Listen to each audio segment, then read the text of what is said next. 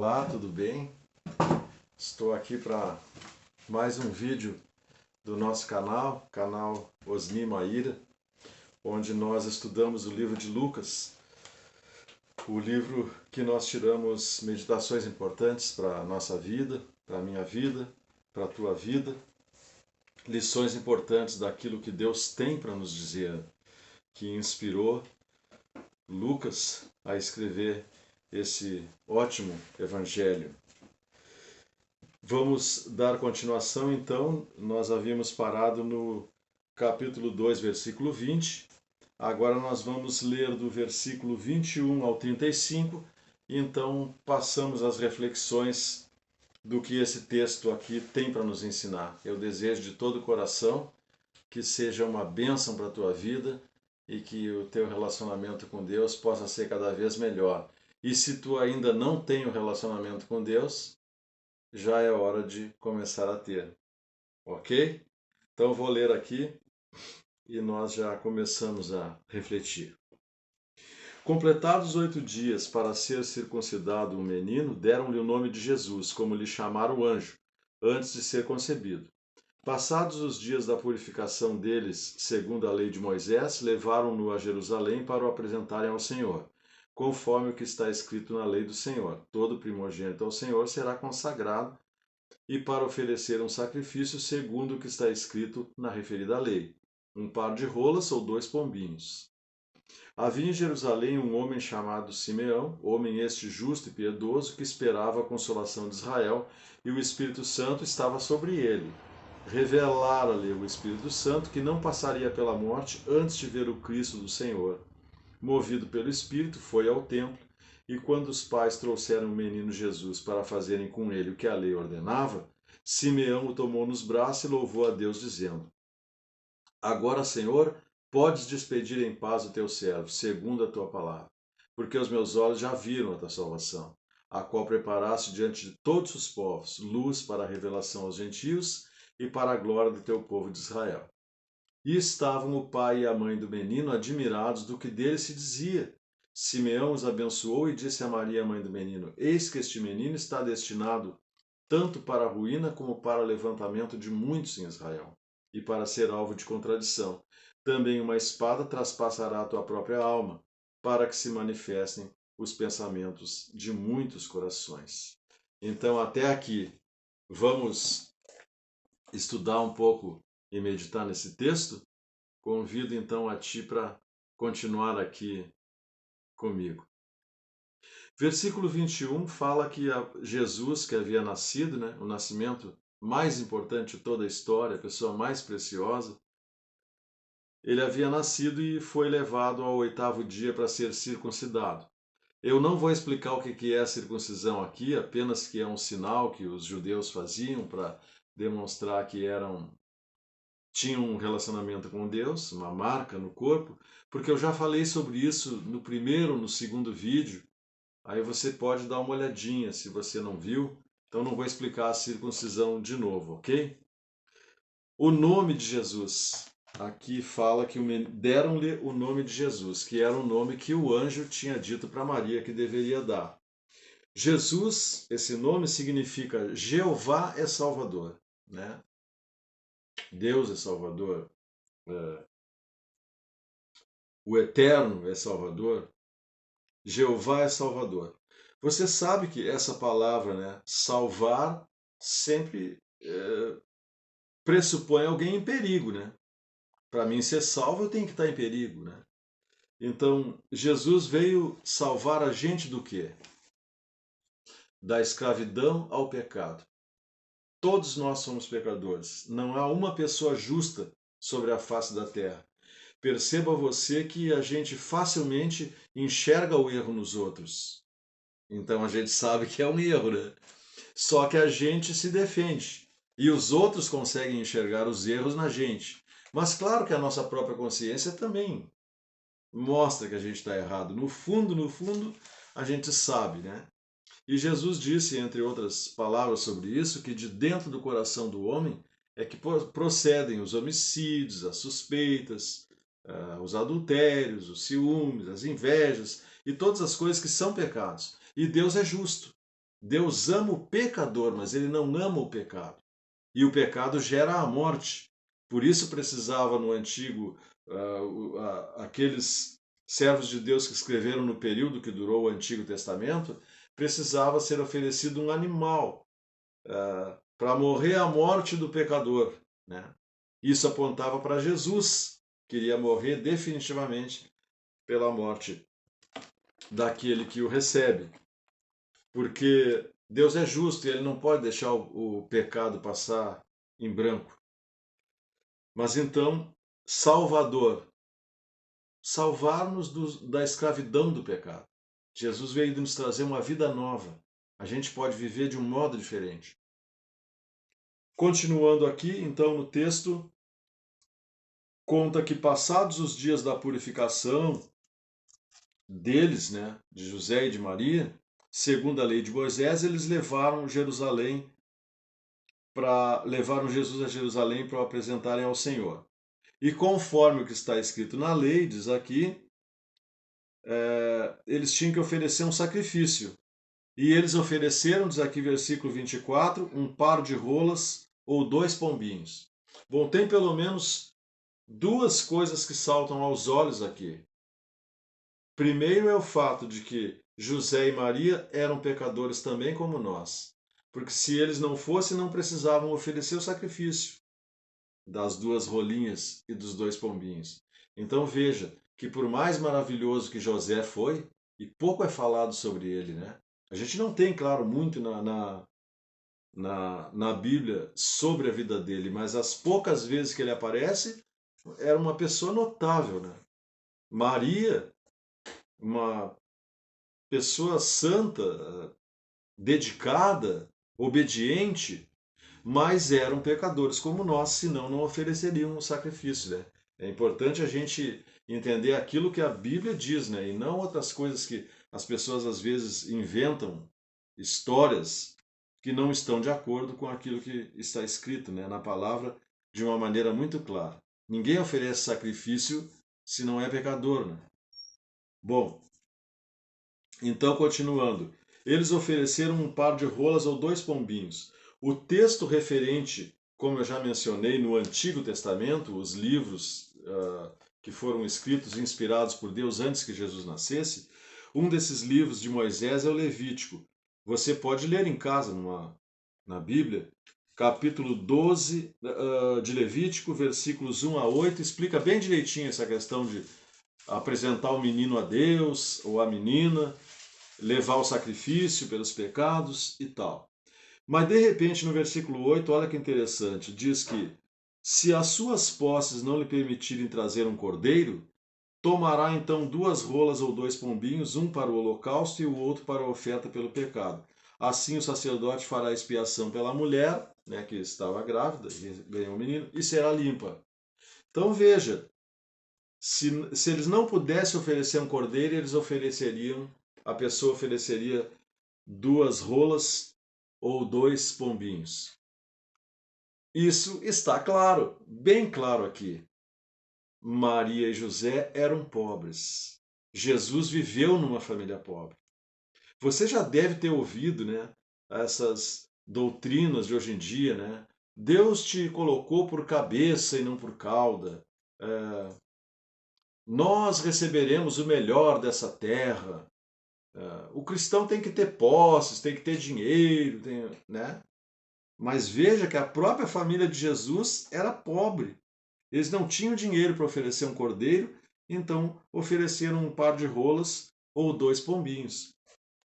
Dessa questão da pobreza deles aqui, nós podemos tirar algumas lições muito interessantes. Pensa comigo aqui, ó. Pessoas pobres também precisam de salvação. Alguns dizem que não, né? Que o pobre é humilde, que o pobre é santo, o rico é que é opressor, que é o malvado.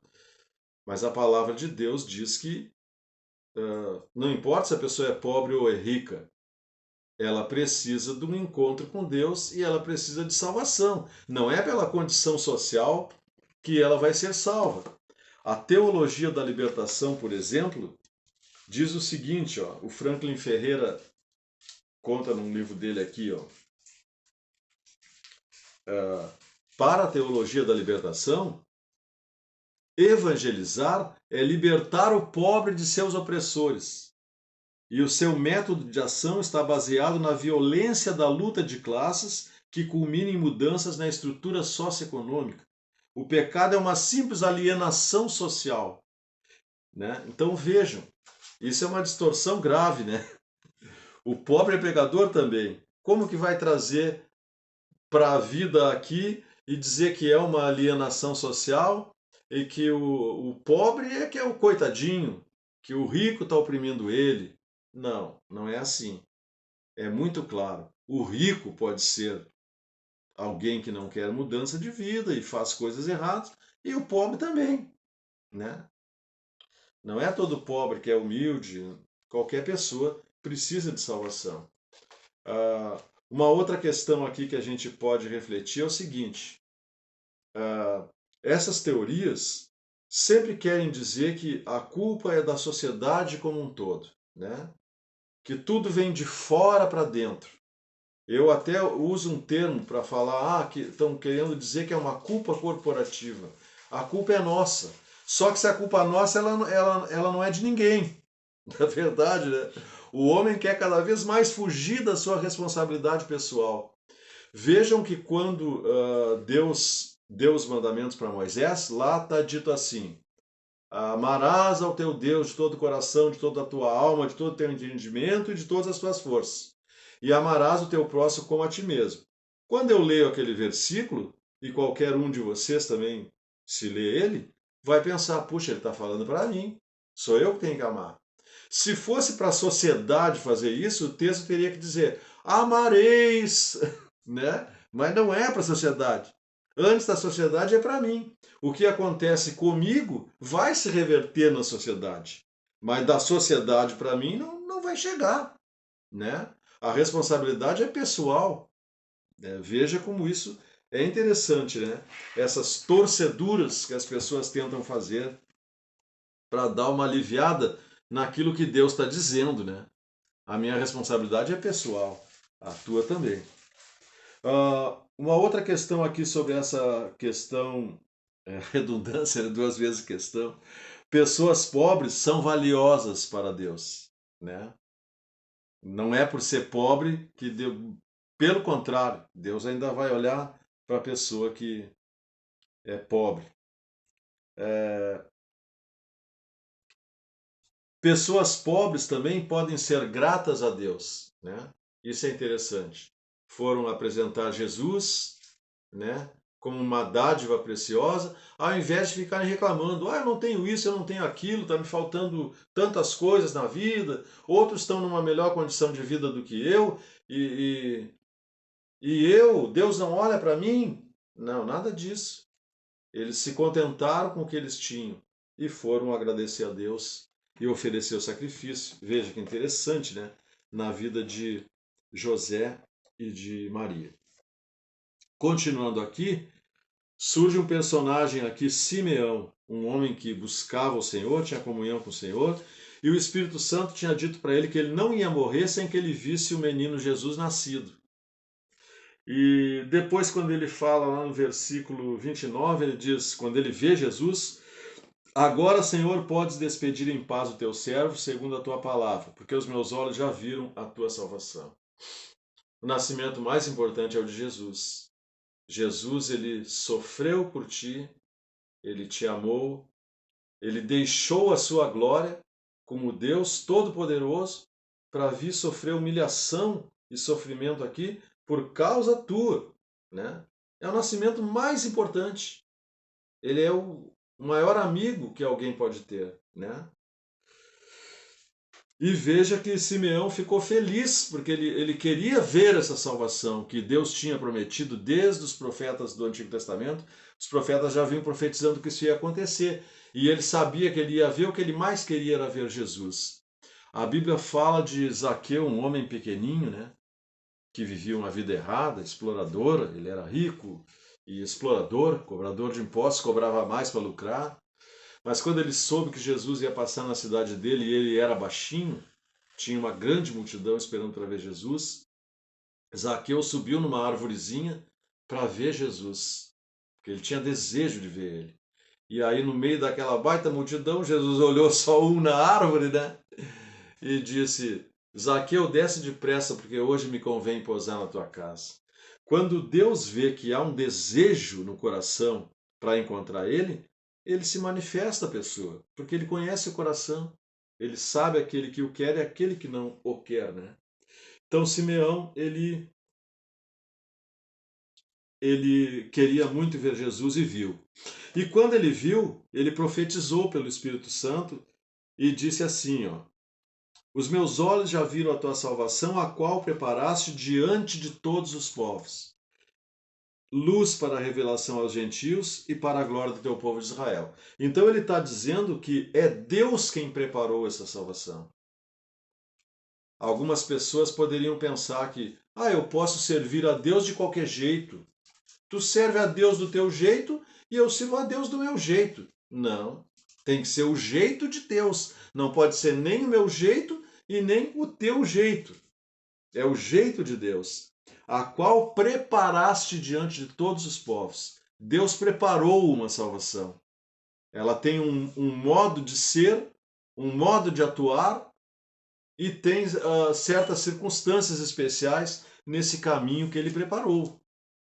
Então não sou eu que decido como deve ser, mas eu preciso me enquadrar naquilo que ele preparou, porque ele é Deus e eu sou uma criatura. A gente pode pegar aquele exemplo de Caim e de Abel, né?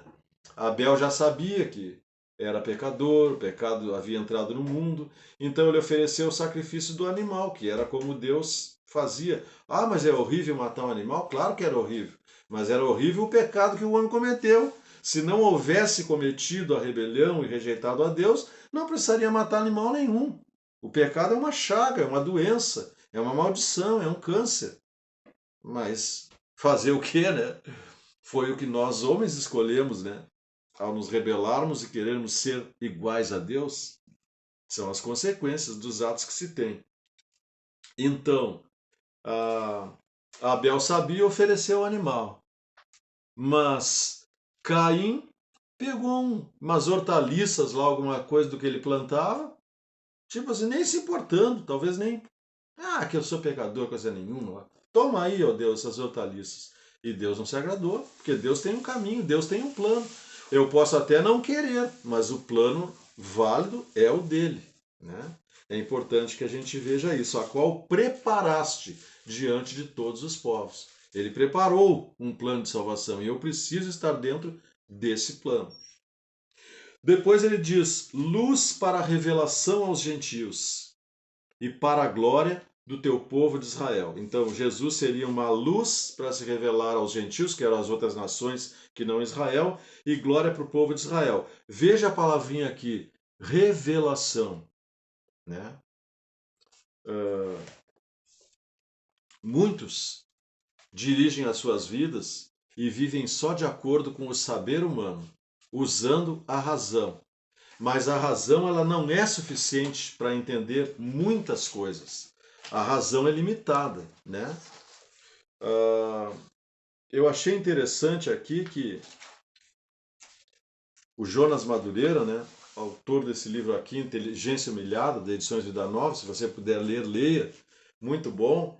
Ele é teólogo, ele é filósofo pela PUC, mestre em filosofia e doutor em filosofia pela USP.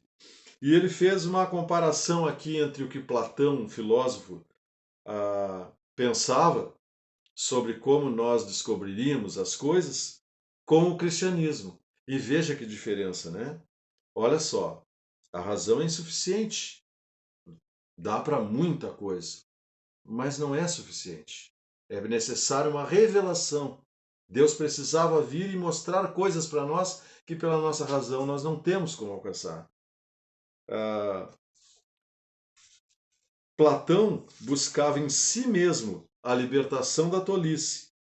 Ele cria que a mera autorreflexão tornaria o homem livre para conhecer a verdade. Então, se eu reflito, se eu penso, eu vou conseguir conhecer a verdade. Mas olha a diferença. O cristianismo reconhece a incapacidade do tolo se libertar. Não há nele recursos disponíveis e suficientemente capazes de libertá-lo para o conhecimento da verdade. O cristão acredita que, ao se humilhar diante de um poder que irrompe no coração do homem, o tolo é liberto da sua maior prisão, a autorreferência. E não se confunda inteligência humilhada com obscurantismo ou sacrificium intellectus. O cristão não pressupõe a morte da razão. O que ele pressupõe é a consciência de que a razão é insuficiente. Para chegar ao conhecimento verdadeiro, a razão depende de um poder que a transcende, ultrapassando seus limites. Então veja que Simeão falou aqui, revelação. Sem revelação de Deus, nós jamais conheceríamos o seu plano. Então eu aproveito para te perguntar: você aceita a revelação de Deus? Você recebe com alegria? Você quer a vida que Deus tem para trazer para a tua vida? Então diga que sim, aí mesmo onde você está assistindo a mim aqui. Por fim, Simeão abençoou José e Maria e disse a eles: Eis que este menino está destinado tanto para a ruína como para o levantamento de muitos em Israel. Então veja, né? Às vezes as pessoas pensam assim: ah, Jesus é amor. Jesus é amor. Mas esquecem que Jesus também é justiça, né? Ele levantamento de uns, ruína de outros. Ou seja, aquele que recebe o seu plano humildemente, o deseja, ele vai receber a salvação de Deus. Ele vai viver para sempre com Deus. E mesmo a vida dele aqui vai melhorar em muitos aspectos. Agora, aquele que não quer, e você sabe, né? Teve gente que rejeitou a Jesus completamente, que o perseguiu, que fez. Então, hoje é a mesma coisa. Tem muitos que não querem nem saber. Então, as consequências virão e dependem da escolha, da vontade das pessoas. Mas realmente, uns vão ficar bem e outros não. Tinha uma música do AGP, um sambista, que ele comparava com um trem, né? E era interessante, ele dizia: dizem que o trem vai chegar e levar para um mundo melhor. Quem merece? A passagem para o trem vai ser o amor no coração. Mas do jeito que esse mundo vai, muita gente vai ficar. E não adianta, gente grossa, gente rica, fica bem quem fez o bem, fica mal quem nunca fez. E aí ele dá um recado, né? Se você não fez nenhuma coisa por alguém, nem de pingente vai, nunca vai entrar no trem. Ou seja, de pingente, né? Não ia nem pendurado, agarrado nas portas do trem. É interessante para a gente pensar, né? São as consequências dos atos da gente, né? E por último, ele disse a Maria: também uma espada traspassará a tua própria alma, para que se manifestem os pensamentos de muitos corações. Bom, imagine, né? Ela cuidou de Jesus desde pequenininho, adolescente, cobria ele quando estava frio, fazia comida para ele e ver o filho crucificado. Era uma coisa tremenda, mas a humanidade precisou que acontecesse isso para que o seu pecado fosse coberto. Aqueles que querem, né? Então, com esse ato, seriam manifestados os pensamentos de muitos corações, ou seja, aqueles que o queriam e aqueles que não queriam de jeito nenhum. É um fato que aconteceu na história que dividiu em duas a humanidade, né? Os pensamentos se manifestariam. Não tem mais que uma pessoa ficar em cima do muro. Ou ele quer, ou ele não quer. O acontecimento é muito claro, né? Os pensamentos de muitos corações seriam manifestados, não dava mais para esconder, né? Ficar em cima do muro já é não passar para o lado correto, é uma escolha que a pessoa faz. Então, o que podemos tirar daqui também? A decisão é pessoal. A decisão é tua. Você ama Jesus, você ama Deus, você quer um relacionamento com Ele. Às vezes as pessoas dizem que querem isso, mas querem, na verdade, é só uma suposta bênção dele. Eu pergunto a você, você quer Ele? Se você quer Ele, diga a Ele, e Ele vai se manifestar a você. E eu vou ficar na maior alegria de saber que aquela palavra que o Senhor deixou te encontrou e você entendeu e ouviu aí na sua casa ou em qualquer lugar. Puxa, isso é a verdade que eu tanto procurava. Já procurei em vários caminhos, mas agora isso faz sentido e é a verdade. Ok? Então por hoje é só. Até o próximo vídeo.